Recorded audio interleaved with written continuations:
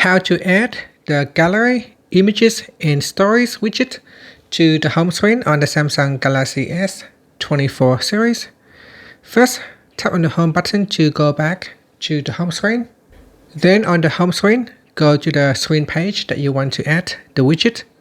Then touch and hold. Next, tap on widgets. Now scroll down and then tap on gallery. Next, tap on images and stories. You can touch and hold and then drag the widget to your home screen and let go. Next, you can resize the widget by dragging on the bottom handle and the side handle to make it wider and taller or shorter. You can also move the widget by simply touch and hold and then move it up or down. Now in here, simply touch and hold onto that. Then tap on the settings. In here, tap on images to show.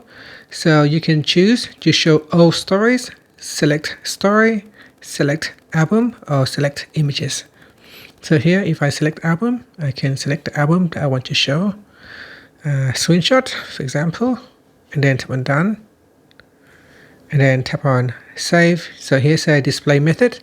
We can choose to center and fill widget, or fit to widget, or stretch to fill widget. Select one of the options and then tap on saved.